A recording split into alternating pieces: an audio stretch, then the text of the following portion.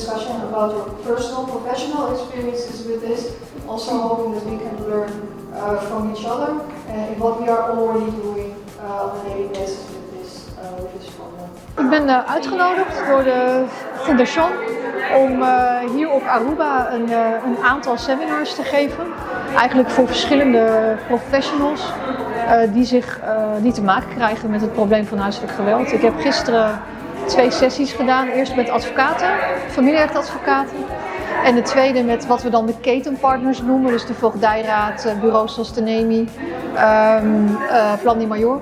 En vanochtend een sessie met het sociale domein. Ik kom hier vertellen over, specifiek over intieme terreur in de context van het familierecht. Intieme terreur is ofwel coercive control, is een hele dwingende, controlerende vorm van partnergeweld. Die ook na een relatiebreuk vaak doorgaat, waardoor we het veel zien in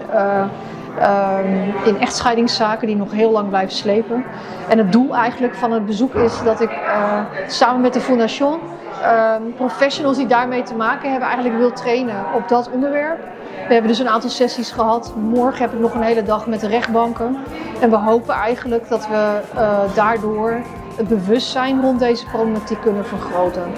We zien in zijn algemeenheid wel dat we door de technologische ontwikkelingen wordt het makkelijker om te stalken. Dus die problematiek zien we absoluut meer. En dat wordt ook ernstiger. Of er meer dwingende controle is nu dan vroeger, daar zijn de meningen een beetje over verdeeld. Het is ook dat mensen het beter herkennen, waardoor je het meer gaat zien. Maar het is wel een probleem wat zeker ook in het familierecht echt heel groot is en steeds meer aandacht krijgt. All this, I want to get to know you, I want to know you better than anybody, is in fact gaining information about a partner that can be used to manipulate and maintain a relationship. Er zijn ook niet heel veel hele specifieke data over Aruba. We weten wel in zijn algemeenheid dat het probleem van huiselijk geweld op Aruba heel groot is. Ik zou niet durven zeggen of het ook is toegenomen.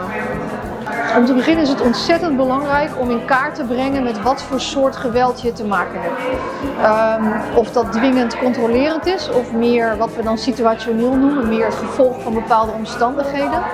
Dat is een heel belangrijk onderscheid om te maken. En het is heel belangrijk om helder te krijgen wat het precieze gedrag is. En zie je een patroon? Is het een incident? Is het eenmalig? Of is het iets wat al heel lang doorgaat en onderdeel uitmaakt? Allemaal kleine verschillende gedragingen die ertoe leiden dat iemand in zijn persoonlijke vrijheid heel erg wordt beknopt. Want dan heb je te maken met intieme terreur en dat kan hele ernstige gevolgen hebben. Sowieso is het heel belangrijk om oog te hebben voor controle in een relatie. Op het moment dat je in een relatie merkt dat je eigenlijk steeds verder wordt ingeperkt en juist niet meer jezelf kan zijn in een relatie, dan is er iets aan de hand. En dan moet je eigenlijk al heel voorzichtig zijn van waar zit ik in.